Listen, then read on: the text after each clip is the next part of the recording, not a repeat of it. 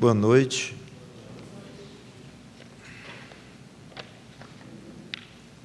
Vamos a João capítulo 3.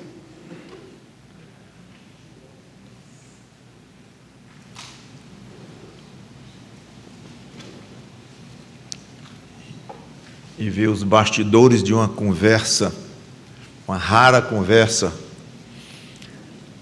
do Senhor Jesus Cristo com uma pessoa, uma conversa tanto quanto longa, detalhada, muito misteriosa para o outro.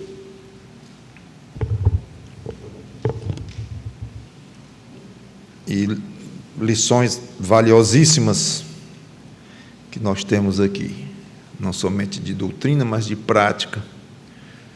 João capítulo 3, versículos 1 a 13, diz assim a palavra de Deus.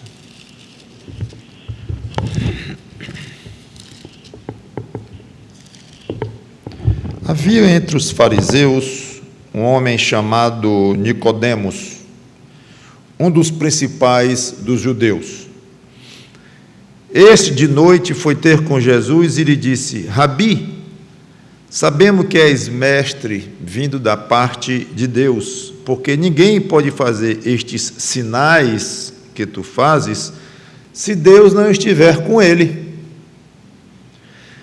A isto respondeu Jesus: em verdade te digo que, se alguém não nascer de novo, não pode ver o reino de Deus.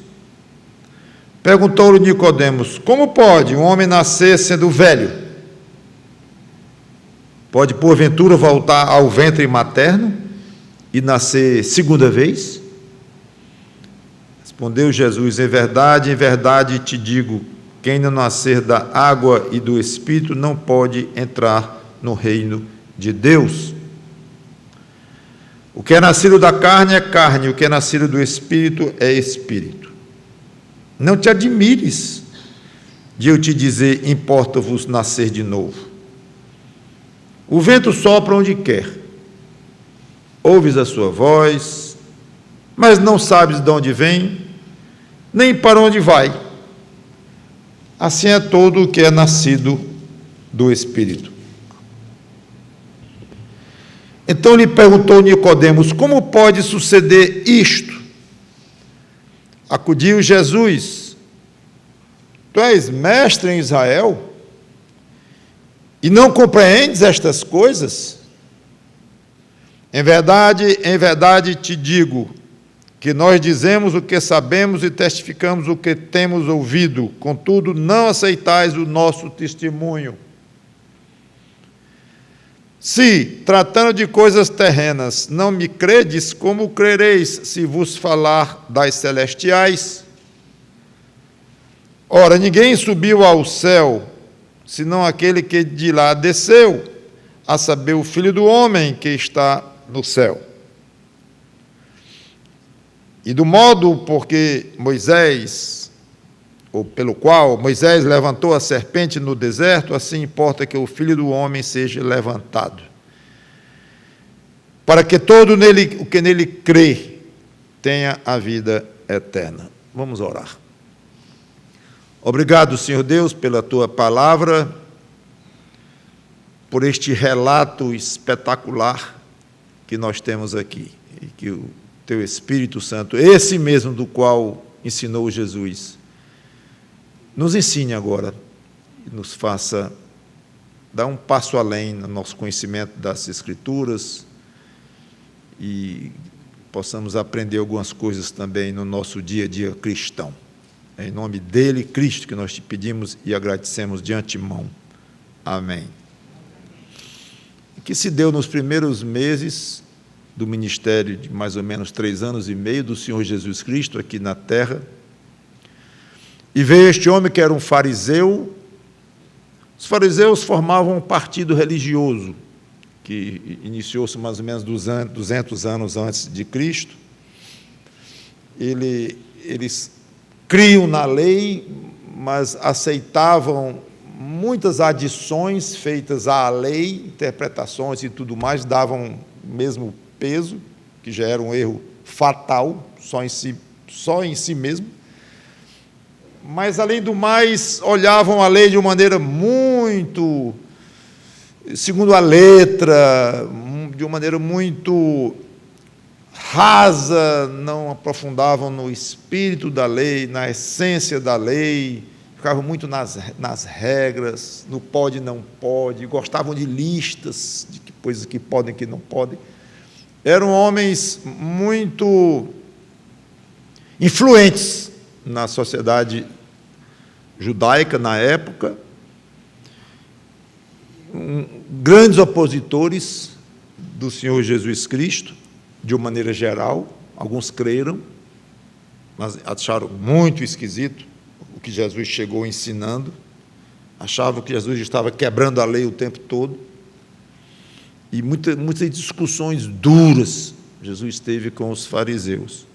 E aqui está um fariseu, e diz que ele é um dos principais. Tudo indica que essa expressão se refere a um membro do Sinédrio, que era um grupo de 71 judeus que fazia parte dessa organização, desse grupo chamado Sinédrio, que tinha poderes lá em Jerusalém, obviamente poderes dados e permitidos pelos romanos, tanto que eram poderes bem limitados, especialmente poderes na área religiosa, que os romanos não gostavam de se meter, mas sempre de olho e sempre podando quando o Sinédrio queria passar um aspecto que os romanos não gostavam. Mas era um dos principais, então era realmente um corpo forte, o Sinédrio na época. Ele aparece 3 vezes no Evangelho de João, e de uma maneira geral nos Evangelhos, esse Nicodemos. Aqui, de noite, quando nós lemos aqui, havia entre os fariseus um homem chamado Nicodemos e tal, este de noite foi ter com Jesus. Há muita especulação, opiniões sobre por que de noite.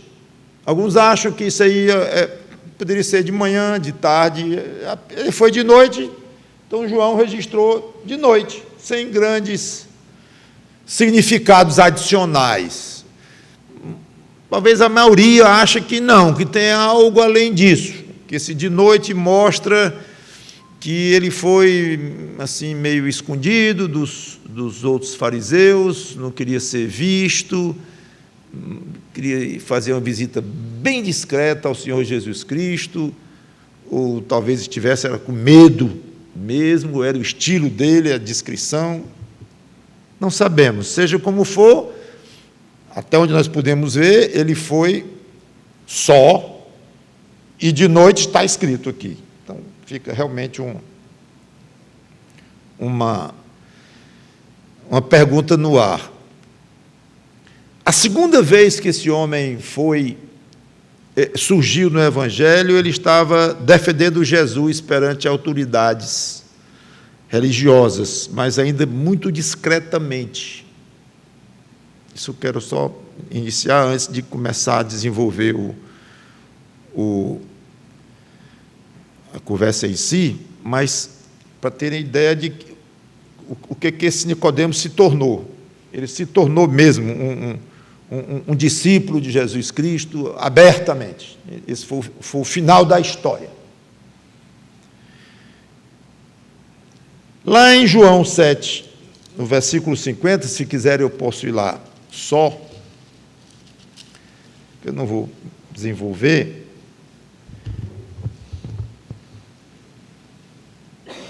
Nicodemos estava vendo aqui uma discussão entre os fariseus, porque mandaram prender Jesus. Traga Jesus aqui, traga esse homem aqui. E eles voltaram sem Jesus. Por que não trouxeram? Ficaram zangados. E eles disseram, não, porque ninguém nunca falou como ele. Estou em João 7, 46. Aí replicaram-lhe, pois, os fariseus, será que também vós fostes enganados? Enganados, né? Não é influenciados, é enganados, já vem de uma maneira pejorativa. Porventura creu nele alguém dentre as autoridades ou alguns dos fariseus? Quanto a esta plebe que nada sabe, é maldita. Grandes líderes, né, espirituais. Nicodemos, um deles, olha aí, isso aqui foi 1 ou 2 anos depois do encontro com Jesus, mais ou menos já querendo rumar para a parte final do ministério do Senhor Jesus Cristo. E é a segunda vez que Nicodemos aparece. Nicodemos, um deles, que antes fora ter com Jesus, João registrou, perguntou-lhes: acaso a nossa lei julga um homem sem primeiro ouvi-lo e saber o que ele fez? Interessante que eles deviam responder o que Nicodemos perguntou. A nossa lei permite isso? Sim ou não? Ou depende da situação tal? Nem entraram no mérito. Vocês veem o fanatismo desses homens. Responderam eles: dar-se-á o caso de que também tu és da Galileia? Examina e verás que da Galileia não se levanta profeta. Já entraram perseguindo Nicodemos, criticando, ridicularizando Nicodemos. E curioso é que eles mesmos já estavam vendo a resposta da pergunta que eles haviam feito aos guardas. Porventura creu nele alguém entre as autoridades ou algum dos fariseus? O próprio. Havia entre eles alguém, exatamente como ele tinha perguntado, alguém entre as autoridades? Sim, Nicodemos era uma autoridade, um dos mais, como diz aqui, um dos principais, e era um fariseu, ou seja, a resposta seria sim. Mas Nicodemos, seja como for, ele não diz eu estou crendo, mas ele parte em defesa de Jesus, ou pelo menos em defesa do direito de Jesus ser devidamente interrogado. No mínimo isso. Ele não diz, estou crendo nele, sou discípulo dele, estou querendo segui-lo. Não. Mas só o fato de ter dado direito, de acordo com a lei de Moisés, só dar o direito para Jesus e perguntar, nossa lei permite fazer o que nós estamos fazendo? Esse aqui é deles. Então assim funcionam, vocês sabem, os radicais, os fanáticos de tudo. Seja como for, agora ele defende Jesus, mas ainda discretamente, como um defensor, mas já se expôs ao ridículo. Já se expôs a um troco da parte dos colegas. Aí no sepultamento do Senhor Jesus Cristo, lá no capítulo 19, João 19, 38,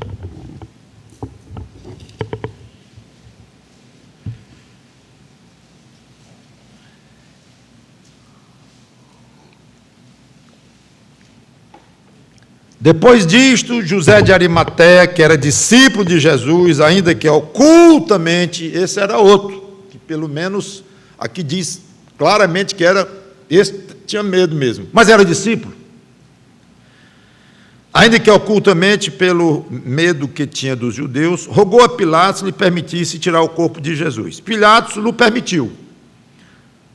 Então foi José de Arimateia e retirou o corpo de Jesus. E também Nicodemos, aquele que anteriormente viera ter com Jesus à noite. As 2 vezes que João falou de Nicodemos, depois do encontro com Jesus à noite, as 2 vezes João diz, aquele que foi ter, é como foi significativo, como foi importante este fato de Nicodemos ter ido diretamente falar com o Senhor Jesus Cristo. E aqui ele relembra, à noite. Lá vem aí a questão da noite também, foi medo, foi isso, foi aquilo, está aí.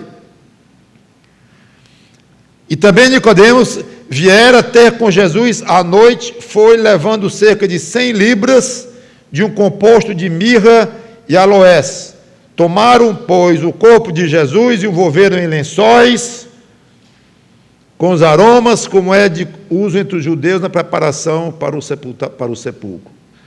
No lugar, e aí a passagem continua até o 42. O fato é que agora aparece Nicodemos no sepultamento do Senhor Jesus Cristo, abertamente, levando, acompanhando e indo mesmo, já de uma maneira totalmente assumida, como discípulo de Cristo. Essas 3 passagens, elas quase servem como uma parábola, claro, são passagens reais, mas elas são, como parábola, digo, no sentido secundário ou indicativo, ou como uma ilustração muito interessante, de alguém cada vez mais envolvido com o Senhor Jesus Cristo. Cada vez que se falava nele, estava mais perto de Cristo e querendo assumir mais riscos por Cristo. Querendo assumir, digo, assumindo mais riscos por Cristo. Esse é o ideal. Cada vez que alguém fale de você, eu conheci o fulano, eu encontrei numa igreja, eu ouvi falar dele e tal, no ano tal. Ele tinha uns 3 anos de convertido, já estava até razoavelmente bem na fé, tinha acabado de se batizar, tinha se tornado membro da igreja, muito bem. Tá. Aí encontrei depois com ele, e ele estava mais vibrante ainda, e ele estava envolvido já em algumas coisas do Evangelho, e tudo impressionante. Aí encontrou depois, e ainda mais envolvido. Em suma, as pessoas lhe veem cada vez mais envolvido com o Senhor Jesus Cristo.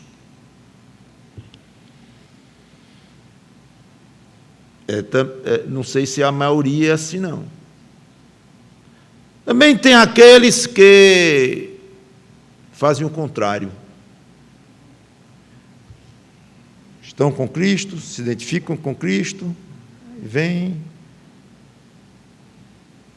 tomam alguma decisão na igreja, se envolve, às vezes se envolve até bastante, e quando já temos alguma experiência nesta área, a gente vê alguém se envolvendo de uma maneira muito, muito alegre, muito rápida, muito tudo.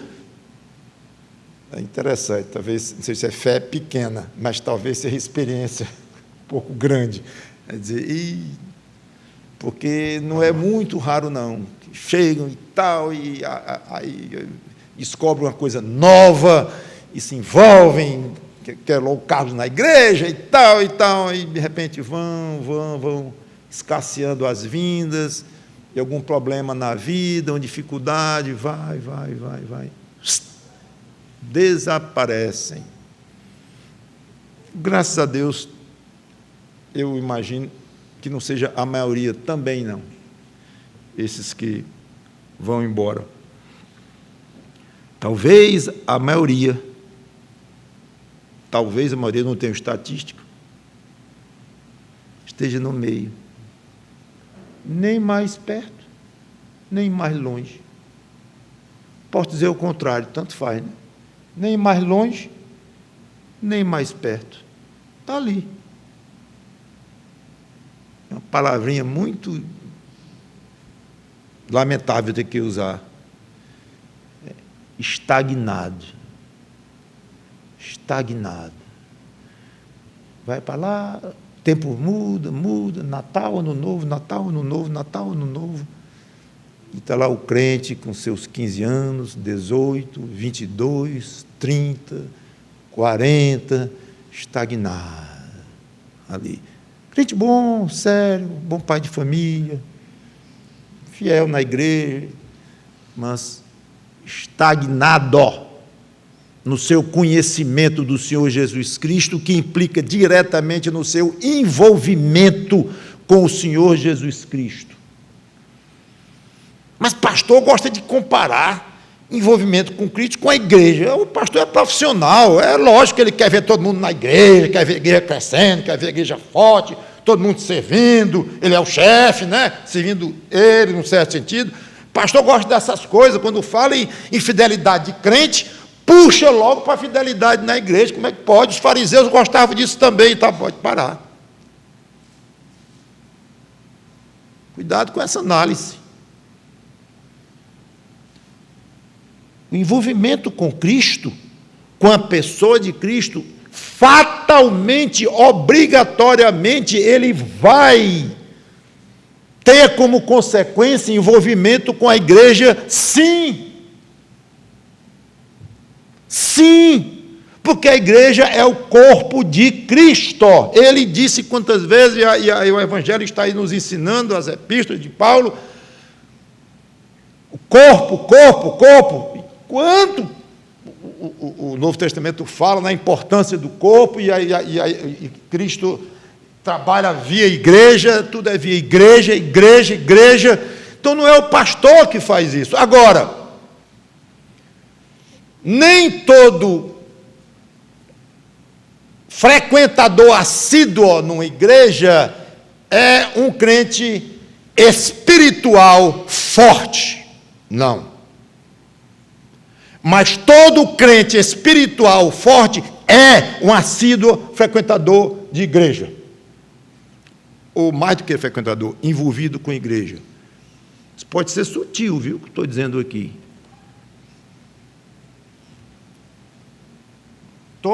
Nem todo assíduo frequentador de igreja é um crente espiritual forte. O que isso significa? Que alguém pode ser um assíduo frequentador da igreja e ser um crente fraco, estagnado, talvez até meio farisaico, do estilo que gosta de ir, de frequentar, de coisas externas, de mostrar, de participar, de ver o seu nome na lista dos dizimistas, e gosta disto, gosta.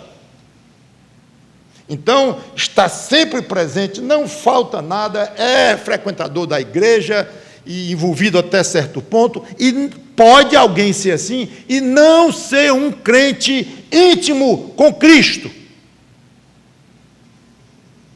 Obviamente, a sua participação na igreja vai ser pobre, rica em frequência, se houver uma chamada, ele está lá toda vez esticado o nome dele, mas na contribuição espiritual dele à igreja, em ser um bisturi afiado nas mãos de Deus, naquela igreja,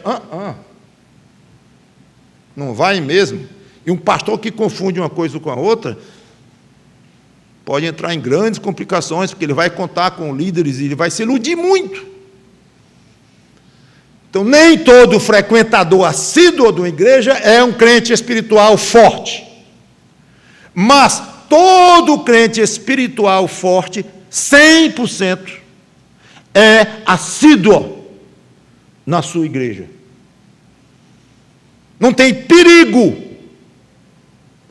de um crente forte, que entendeu a sua comunhão íntima com Cristo, entendeu o que é a igreja, entendeu o que é o corpo de Cristo, não tem perigo desse crente não se envolver com a igreja. Claro, dentro das possibilidades dele, mora na Amazônia, a 10 quilômetros da igreja mais próxima. É claro que vai ser algo muito precário, eu estou falando dentro das possibilidades.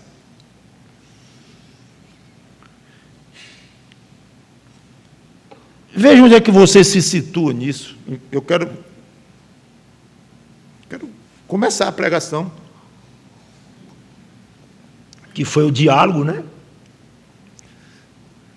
Você se envolve cada vez mais com Cristo? Meu irmão, se envolva.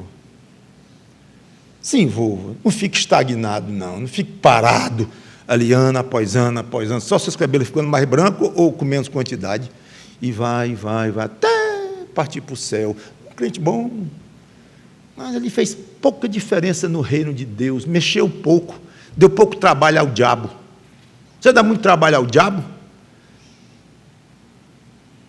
Já ouvi a história de uma velhinha que, quando acordava, o diabo dizia: "Vi, ela acordou". Esse é um crente, né? O diabo ficava preocupado quando ela acordava. Ei, lá vem problema. Quando você acorda, o diabo nem nota. Tanto faz estar dormindo como acordado ou em coma. Tanto faz. Ela é bom e acordado mesmo, porque ele dá uma de crente. E nem é. Ou é, mas não influi nem contribui para o reino dos céus. Você pensa que ser crente é tudo, é? O que me importa nesta vida é ser crente ou ser salvo. Ser crente ou não crente. todos são perdidos, agora alguns saíram da perdição e se tornaram salvos. Pronto, eu estou aqui, ótimo, graças a Deus. E você? A grande coisa na vida é isso ou aquilo? Sem dúvida, é o mais decisório. É a pessoa sair do estado da perdição na qual nasceu, como todos nós, e passar, tornar-se um filho de Deus pela fé. Sim, isso é o que decide, certo? Mas paciência, você tinha 15 anos quando se converteu, já tem 50. O que você fez nesses 35? Ficou só comemorando todo dia, sou crente, sou crente. Sim, não vai sair do canto não, sou soldado. Sou soldado, e não vai ser cabo nunca não, rapaz. Sargento, tenente, coronel, como é? Pastor, o senhor fica assim falando em gradação dentro do reino de Deus? Claro, gradação pura. E essa gradação que eu estou falando aqui, eu estou falando de intimidade com Cristo e utilidade, consequente utilidade no reino de Deus. Não estou falando de essa gradação, é porque é um crente comum na igreja, ou então ele já é secretário da igreja, agora ele é diácono da igreja, depois ele é um co-pastor. Não. Não estou falando nisso. Não que não seja importante essa gradação que é e tem o seu lugar no corpo de Cristo. Não estou falando nisso. Eu estou falando na posição espiritual de cada um, individualmente. Muito bem. Nicodemos inicia o diálogo reconhecendo que Jesus era um mestre vindo de Deus, o que era evidente pelos sinais. Sabemos que és mestre vindo da parte de Deus, porque ninguém pode fazer sinais que tu fazes se Deus não estiver com ele. Foi uma conclusão lógica. Correto, nada errado, mas alguma coisa não soa bem nesta frase, especialmente nos ouvidos santos e afiadíssimos nas coisas espirituais do Senhor Jesus Cristo. Alguma coisa aí. Sabemos que és, porque ninguém pode fazer e tal. Parece que falta alguma coisa. Não é muito claro o que Nicodemos queria com Jesus, não. Ele não disse nenhuma vez. Aprender mais, tirar uma dúvida no coração dele, quem é esse homem? Ele é de Deus mesmo ou não é? Deve ser, mas o quanto que ele é, eu não sei. É interessante isso, que não diz o que ele queria com Jesus Cristo. Ele teve a grande sabedoria de ir direto a Jesus Cristo conversar com ele. Fantástico isso. Então, aqui está uma lição excelente para muitas pessoas, se foi o caso de João ter ido para aprender mais daquele homem. Muitos admiram muito Jesus Cristo, falam nele, se chamam de cristãos, inclusive, porque gostam dos milagres dele, gostam do poder que ele demonstrou aqui, por outro lado, gostam da humildade que ele demonstrou aqui, creem que ele era alguém muito especial, até divino, por isso mesmo muito poderoso, por isso mesmo muito humilde. Acham linda a personalidade de Jesus Cristo, e acham mesmo. Mas não se preocupam em aprender o ensino de Jesus Cristo. Dá dó, dá pena. Vocês devem ter encontrado muitas pessoas assim.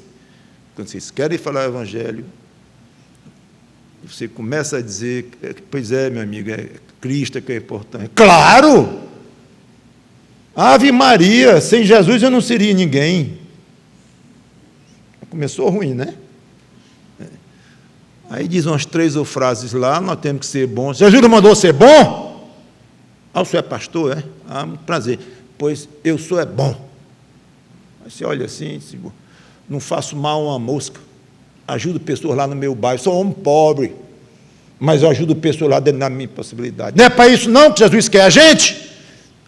Aí vai complicando, né? E tome elogios a Jesus. Elogios e elogios. Aí eu estava dizendo, meu amigo, Dá para você dizer uma frase coerente com que Jesus, esse tal que você está elogiando e que você é cristão, dá para você dizer uma frase, uma que seja compatível com o ensino, com o que ele disse? Porque agora vai ensinar isso em 5 minutos, em 3 ou 4. Vocês sabem disso. A dificuldade muitas vezes de evangelizar alguém que conhece Jesus, mas um conhecimento tão externo, tão superficial, que não inclui nem o que ele disse. Como seria diferente se cada pessoa que, vamos dizer assim, gostasse de Jesus, ou admirasse Jesus, ou acreditasse em Jesus, ou até cresce de uma maneira histórica em Jesus Cristo, se cada um dissesse: eu quero aprender o que ele disse.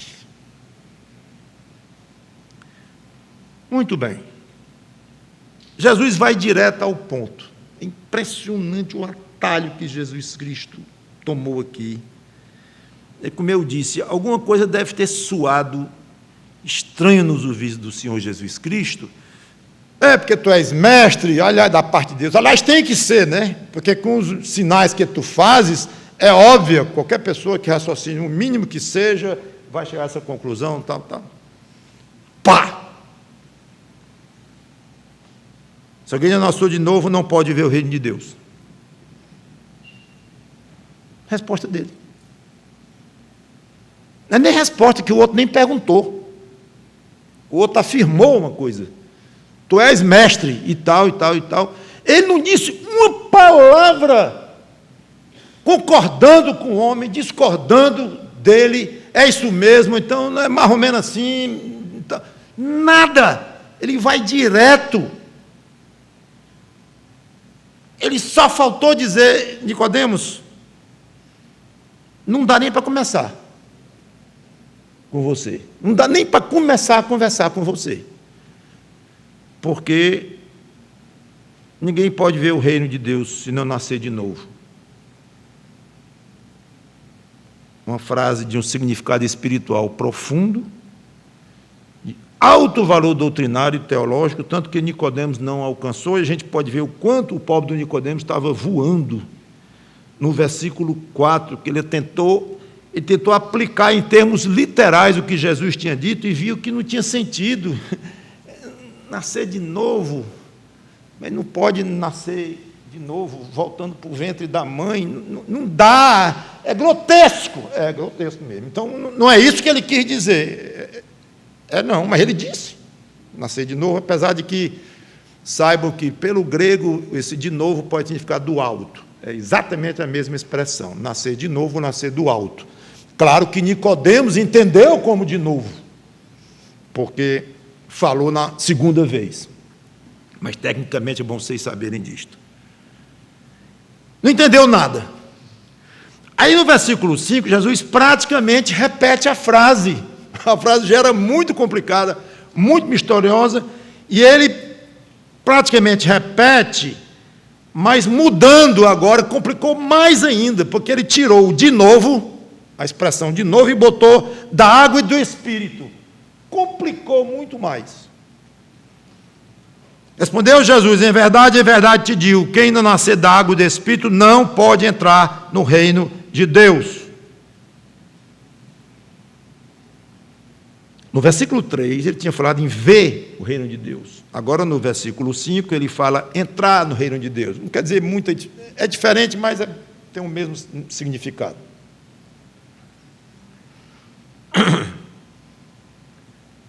Da água e do Espírito, expressão que tem causado uma diversidade de interpretações. O erudito, eu gosto muito de ler, há muitas décadas, F. Bruce, em inglês, e tem um comentário de João, e ele diz assim, aspas, a menção de água e de Espírito deve ter acendido uma luzinha na mente de Nicodemos, pois lembrava diretamente Ezequiel 36, 24 a 27, a restauração de Israel. água pura no versículo 25 e fala em meu espírito no versículo 27. Fecha aspas, parando de citar Bruce. Ou seja, uma passagem clássica sobre a restauração de Israel, que eu falei muito, inclusive, na série de Apocalipse, tem bem perto do outro as expressões aqui, água pura, que vou lavar vocês com água pura e tal, e fala derramar o Espírito dele. As ideias estão muito juntas. Então, como Bruce pensou, provavelmente isso aí,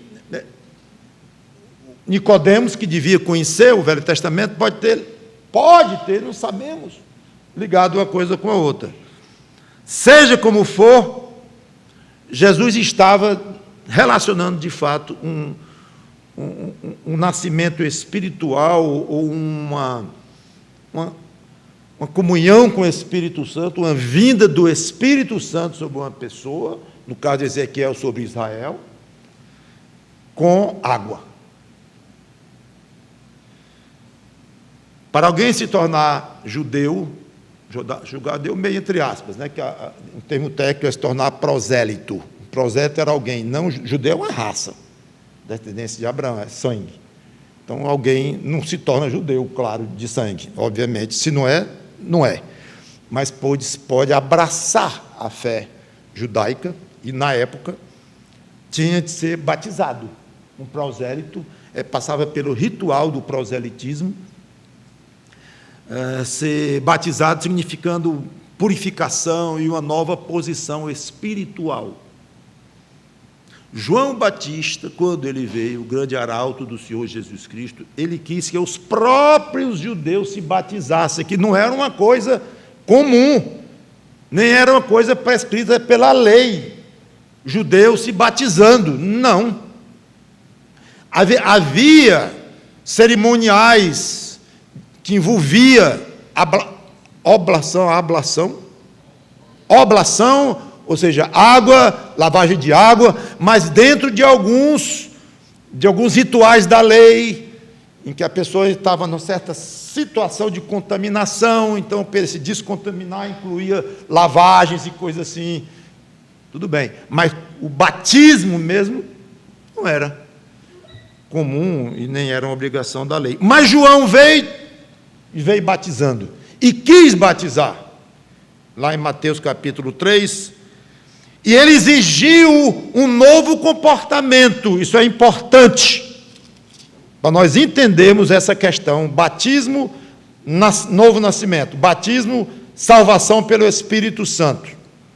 Isso é doutrina pura. Mateus 3, de 1 a 8.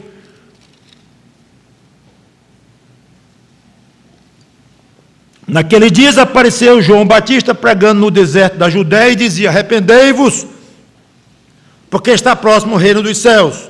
Porque este é o referido por intermédio do profeta Isaías: voz do que clama no deserto, preparai o caminho do Senhor e endireitai as suas veredas. Usava João vestes de pelos de camelo e um cinto de couro.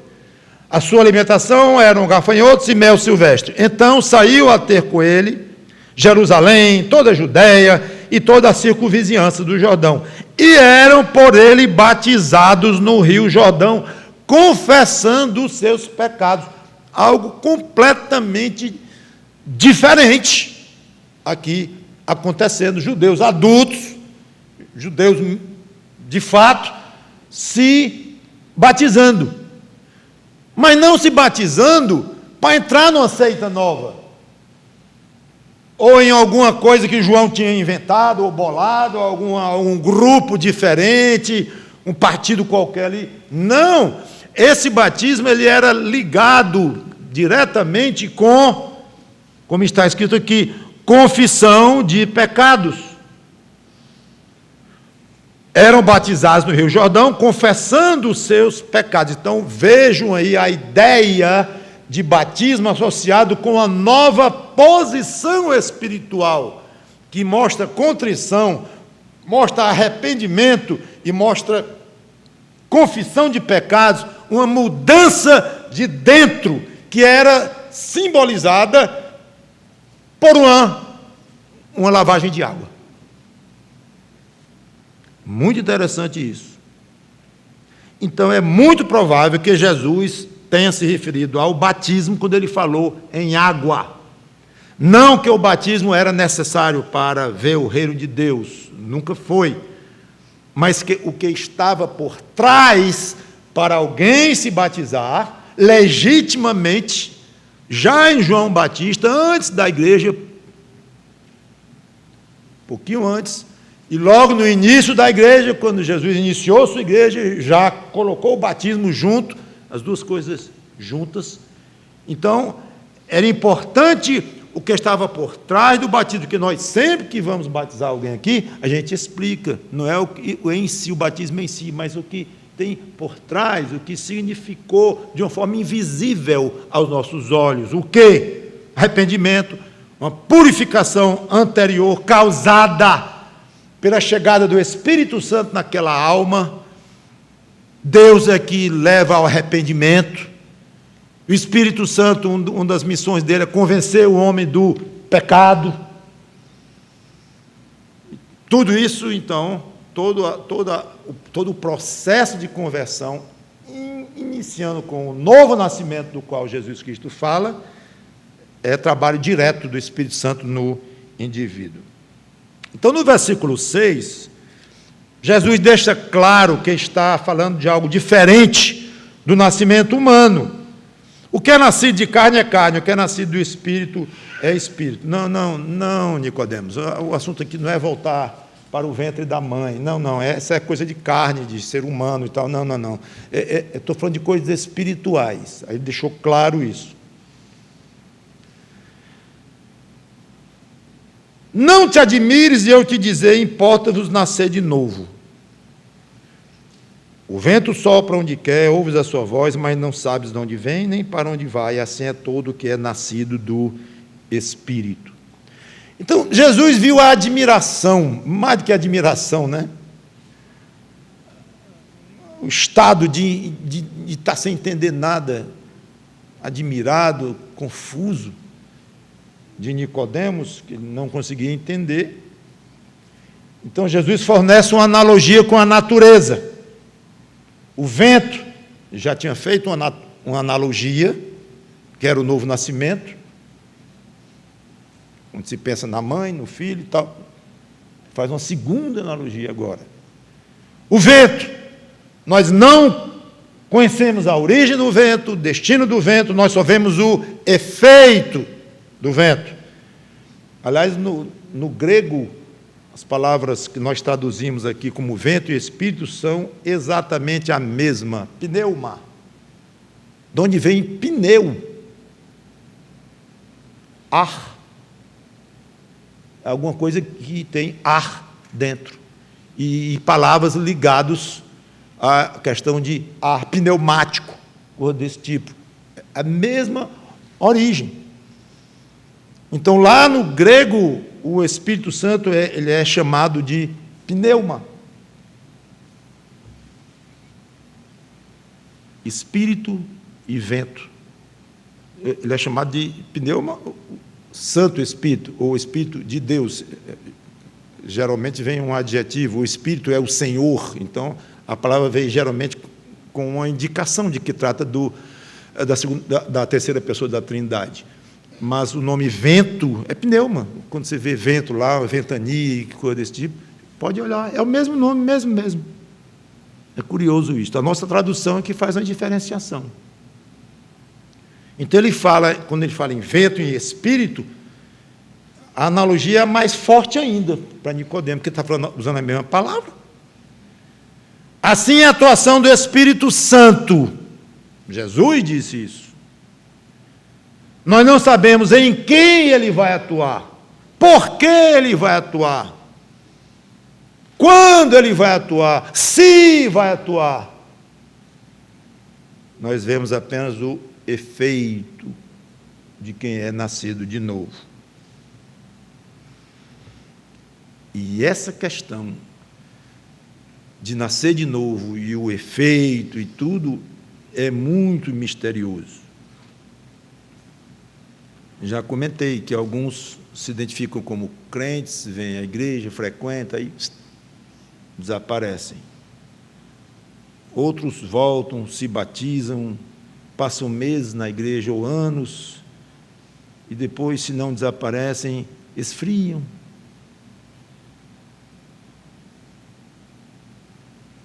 Há casos de dúvidas atrozes, de esposas, de maridos, de familiares, de parentes. Fulano é crente? Não sei.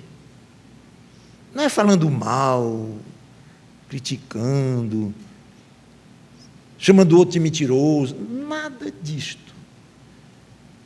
É com a maior sinceridade do coração, e certamente com dor no coração, porque o que dá prazer no coração é dizer: meu marido é salvo. É tão bom conviver com um homem crente, cheio de pecado, cheio de erro, mas é crente. Minha mulher é salva, o meu primo é salvo, nossos irmãos da igreja, nossos irmãos, a fulana, é bom demais, é gostoso, agradável, ver nos filhos ideia, mostras claras de conversão e tudo, mas em muitos casos, quantos pais e mães e tudo, como eu já disse, cônjuges, ficam ali numa angústia, é salvo, não é salvo, oro pela conversão dele, ou oro para que ele cresça na fé, já sendo salvo. Se orar pela conversão dele, está quase dizendo que não acredita no que ele está dizendo quando diz que é crente. Porque não cola, ele está dizendo uma coisa, mas não está vivendo assim. Mas ele diz, o coração cada um conhece, pois é. Se pede pela conversão, é constrangedor. Se pede pelo crescimento na fé, é constrangedor, porque o coração de quem está pedindo diz assim: mas como é que ele vai crescer numa fé que ele não dá a menor amostra que tem? Como é que ele vai crescer na vida cristã se ele nem mostra sinais vitais de vida cristã, espiritual? Dói também pedir isso. Olha, é ruim, mas sabe o que é que acontece? É porque é misterioso demais. Você não entende, eu não entendo, ninguém entende. Pastor, diga aí quem é salvo na sua igreja. Se alguém chegar pedindo isso aqui, eu vou desbatizar. Vou chamar no gabinete e vou dizer: meu irmãozinho, vem cá, vamos lá para as origens do beabá. Desbatizar não dá, é uma brincadeira. Mas, vamos começar tudo de novo? Eu não sei quem é crente e quem não é crente. Isso é do Espírito Santo, isso é misterioso. Agora, às vezes, o crente, os líderes de uma igreja, eles precisam ter uma noção mínima, porque a pessoa pede membresia, pede batismo, pede membresia, e nós vamos batizar alguém que não é salvo, e nós vamos colocar para dentro da nossa igreja para votar nas grandes decisões da igreja alguém que não é salvo. Imagine a angústia da liderança que vai chegar diante da igreja e vai recomendar ou não. Eu sei que, no fim, pelo menos no nosso sistema de governo de igreja, democrático, cada um vai votar, mas é óbvio que a maioria, grande maioria, vai votar dentro de uma orientação da liderança, que está lá para isso, se reúne, conversa, conhece melhor. Então, a responsabilidade é enorme. E já a pessoa negar a membresia para um irmão, ele é crente. Eu pensei que não fosse, mas ele queria ser membro da igreja, era razoável, era digno, e a igreja não aceitou. Aceitou um que não era crente, e não aceitou outro que é crente. O que a gente faz com isso? Muito simples: ora a Deus, pede sabedoria, se enche de humildade. O pastor, o copastor, os diáconos, todos se enchem de humildade, dizendo: nós não entendemos disso, é como o vento. Mas nós temos indícios, nós temos alguns rumos que as Escrituras traçam para nós, e nós vamos por esse rumo com muito temor a Deus, pedindo a Deus que a gente não erre nem de um lado nem do outro. Então é isso. Mas solução e preto no branco, por isso é que o radicalismo, muitas vezes, uma um rigor excessivo nesse tipo de coisa, muitas vezes causa um prejuízo maior. Claro que o outro extremo também, tudo ser relaxado, porque ninguém entende mesmo, ninguém sabe nada disso, tá? Não é bem assim. Então, cada igreja exerce com prudência, com a sabedoria que Deus tem dado e com temor a Deus, de uma maneira correta, exerce as atividades no dia a dia, mas é muito misterioso. O pobre do Nicodemos continua confuso. Quanto mais Jesus fala, mais ele se complica, Nicodemos. Então lhe perguntou Nicodemos: como pode suceder isto? Isso é uma confissão, coitado, dizendo: eu não estou entendendo nada, Senhor Jesus Cristo. Aí levou um carão, coitado. Levou um carão. Jesus não ia mais ensinar ele muita coisa, não. Não dava. Não adiantava mais muitas explicações teológicas. E ele repreende Nicodemos por 2 motivos. Porque ele era mestre. Ensinava os outros sem compreender coisas básicas. Tu és mestre em Israel e não compreendes estas coisas?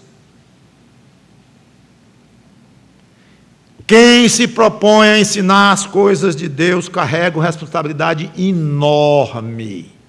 Claro, começa lá com os pastores, professores e os que estão em público transmitindo a palavra e ensinando, mas a rigor qualquer pessoa que se propõe a falar a Bíblia mesmo de uma maneira totalmente na base individual, informal, mas tem que ter cuidado.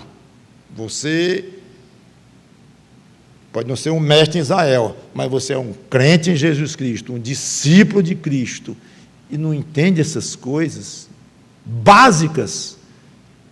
É bom tratar de entender. Segundo, porque isso aqui a gente não vê em Nicodemos. Vê mais ou menos, mas Jesus está vendo tudo.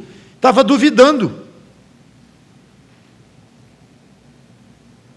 Em verdade te digo que nós dizemos o que sabemos e testificamos o que temos visto, contudo, não aceitais o nosso testemunho. Então Jesus diz uma coisa aqui forte, e parece que ele generalizou para os fariseus, de uma maneira geral. No mínimo, claro, falando do próprio Nicodemos. Você não está crendo, você não está aceitando aquilo que eu tenho dito de mim próprio. Jesus sabia o que Nicodemos já tinha ouvido. Mas tinha alguma coisa em Nicodemos, coitado, como em todos nós. Nós passamos por uma época, cada um de nós, claro, nascemos perdidos, hoje somos convertidos, nascemos de novo, passamos por uma época de dúvidas, de angústias, ansiedades. Cada um conhece a sua época obscura e duvidando. É difícil, é desagradável, e é desagradável mesmo, e faz parte, é uma crise que o ser humano passa. Aliás, a crise mais forte que o ser humano passa, mais decisiva na sua vida, é este novo nascimento, e é precedido por essa oscilação, crê, não crê, e acha que está entendendo, depois não está entendendo nada, e cada um aqui poderia contar uma história parecida. Era um grande erro duvidar de Jesus, porque ele falava com a autoridade de quem sabia, por experiência própria, ter vivenciado pessoalmente o que ele estava relatando, porque ele veio do céu. E ele diz claramente: se tratando de coisas terrenas, não me credes, como crereis se vos falar das celestiais? Ora, ninguém subiu ao céu, senão aquele que de lá desceu, a saber, o Filho do Homem. Nicodemos, eu vim do céu. Bonito isto.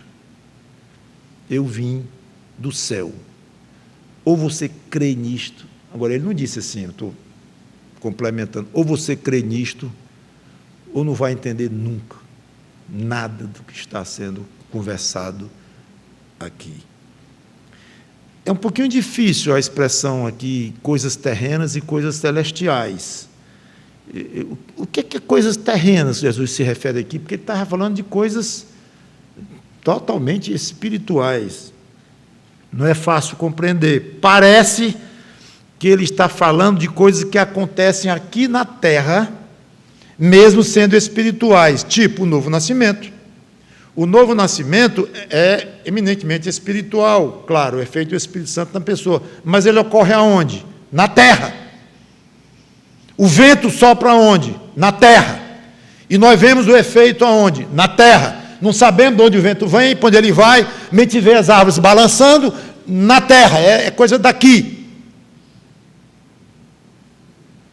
Provavelmente, não afirmo com segurança total, Jesus estava falando de coisas que, embora espirituais, embora invisível aos nossos olhos, as coisas em si, como o novo nascimento, mas o efeito é na terra. Nós vemos a conversão de alguém, quando digo vemos, através das obras, através do comportamento, da atitude, é na terra. Estou falando de coisas aqui. Como é que vai ser quando eu começar a falar de coisas, dos atributos de Deus? Nicodemos, coisa que não se comprova, não dá para comprovar aqui. E os planos de Deus quanto à criação, de uma maneira geral, a queda do homem, anjos, e tantas outras coisas. Nicodemos, vocês vão ter que crer em tudo o que eu digo, tudo. Coisas que acontecem na terra, acontecem no céu, o que vê, o que não vê, o que vê só o efeito, tudo. Inclusive, eu vim de lá. Então, ele atesta que a sua autoridade ao falar de coisas celestiais, coisas daqui, coisas de lá, da onde ele quisesse, ele tinha autoridade para falar do que ele quisesse, porque ele veio do céu, ele próprio desceu do céu. É uma revelação fantástica para Nicodemos e para o mundo, a partir do tempo que esse evangelho começou a ser publicado e tornou-se parte do cânon das Escrituras. Jesus não era só um mero comissionado de Deus, como um profeta, ou como mestre, que é como Nicodemos chegou, chamando-o. Mestre, rabi, que é mestre. Nicodemos, eu sou muito mais do que mestre. Você é mestre em Israel, aliás, um mestrezinho muito, coitado, estava deixando muito a desejar. Qualquer de nós seria, eu acho que essas coisas eram novidade também, doutrinária e teológica e tudo mais. Seja como for, eu não sou um mero mestre, Nicodemos, como você está pensando. Sai desta dúvida, abre esse coração, deixa o Espírito Santo entrar de uma vez e creia que eu vim do céu. Eu sou divino. Em outras palavras, a magnitude do que Jesus está dizendo aqui é esta. Isso pode ser uma sutileza. Crer que ele veio pessoalmente do céu, em vez de ser um grande mestre. Mas isso que parece ser sutileza, não é não, porque crer nisto é fundamental para traçar uma linha entre o salvo e o perdido. Milhões de pessoas creem em Jesus Cristo como mestre. Hoje, eu acabei de falar, inclusive, que elogiam Jesus e tal, e não conhecem a doutrina dele, e não creem que ele é Deus, que veio do céu. Essa expressão que está no céu, em alguns manuscritos não tem. Então, não se tem certeza se está no original ou não. Alguns sugerem que seria uma observação de João já. 60 anos depois esse evangelho foi feito, aí João disse que está no céu, como fosse uma afirmação de Jesus. Ou Jesus, falando dele próprio, filho do homem, que está no céu, como se dissesse, o meu lugar é o céu, o meu ambiente é o céu, eu estou envolto com o céu, algo assim. Versículos 14 e 15 eu vou dedicar a próxima pregação, se Deus quiser, é muito interessante para esses dois versículos aqui. Então, quero encerrar. dizendo o que já disse a pregação toda, que é como Jesus falou também, é imprescindível para ver o reino de Deus, ou entrar no reino de Deus, o novo nascimento. Não é suficiente ser religioso, ser bonzinho, achar que é bonzinho, porque bonzinho ninguém é, ou qualquer outra coisa. Então, é uma experiência fortíssima pela qual alguém tem que passar, muito misteriosa, acima da compreensão. Do jeito que, pelo nascimento, alguém passa a fazer parte da raça humana, pelo novo nascimento passa a fazer parte de uma nova raça. Quem está em Cristo é nova criatura. No original pode ser criação, ou seja, faz parte de uma nova criação, é novo, além de ser humano, não deixa de ser humano, mas ele passa a fazer parte de uma nova raça. Cabe a cada um pensar, passei por esta experiência, quando eu nasci de novo, que é outra explicação que a gente pede para os que querem se batizar, querem ser membros e tudo, que procure tentar definir, às vezes não é claro, não é obrigado a pessoa saber o dia, a hora exato, mas a gente pede, conversa e mostra, porque que é uma transformação espiritual, se ocorreu no minuto, se ocorreu num período extenso de 1 ano, 2 anos, 10 anos, é misterioso, não sabemos e não tem uma regra. Há todo tipo de testemunhos verdadeiros, de pessoas que têm o dia, a hora exata no pé da minha cama ali, eu me converti, sabe a hora, estava chovendo, sabe tudo, a hora exata. Outros não são tão claros assim nas suas mentes, e outros são mais vagos ainda. Nasci num lar cristão, meu pai, minha mãe, e às vezes eu achava que era, às vezes eu achava que não era. Eu sei o seguinte, a partir de um momento tal, passei a ter uma certeza absoluta, uma grande paz no meu coração, e pronto, amém, amém, ninguém vai duvidar, ninguém vai questionar, amém. Mas seja como for, para alguém ter nascido de novo, tem que ter passado por esta experiência sobrenatural, divina, ou seja, feita pelo próprio Deus Espírito Santo no coração, enviado que foi pelo Pai e pelo Filho. Então isso aí não tem jeito, é fato. Se alguém não passou por essa experiência, pode não ter identificado muito bem, não ter entendido muito bem, não há muito problema, mas a convicção de que não, eu sou a pessoa nova, eu sou modificado por dentro, eu sou pertenço, está diferente demais aqui dentro.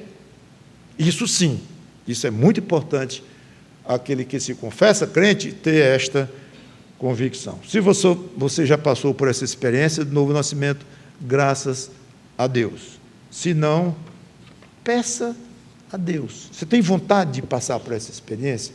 Você tem vontade de se tornar um filho de Deus? Tem vontade de acabar com essa angústia de medo da morte, medo do inferno, e para onde é que vai depois da morte e tudo mais? Causa muito sofrimento isso.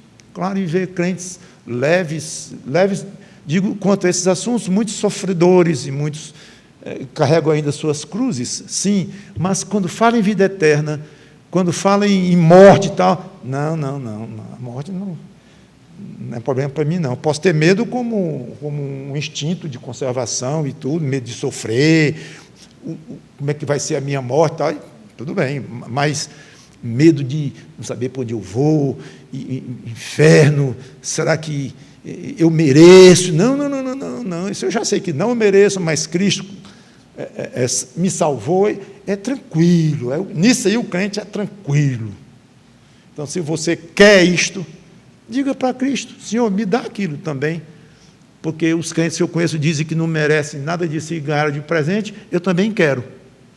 Tipo do pedido que honra a Deus e alegra o coração de Cristo de uma maneira que a gente nem pode imaginar. Senhor, eu também quero esta salvação do fulano, da cicrana, eu quero também para mim. Que tu morreste por eles, eu não entendi bem, teu sangue, seja o que for, eu não entendi bem não, mas se o teu sangue serviu para pagar os pecados, limpar os pecados, como os crentes dizem lá, e agora eles estão tão bem, tão satisfeitos. Eu quero também. Me orienta, me ensina. Eu quero também. Vamos orar. Obrigado, Senhor Deus, pela Tua palavra explicada aqui até onde o Teu servo conseguiu. E que o Teu Espírito Santo maravilhoso, misterioso, poderoso, nos ensine essas coisas de acordo com cada necessidade, cada condição. Ele sabe. E que Cristo seja louvado, ó Pai. E Tu sejas louvado com Ele. Em nome de Cristo. Amém.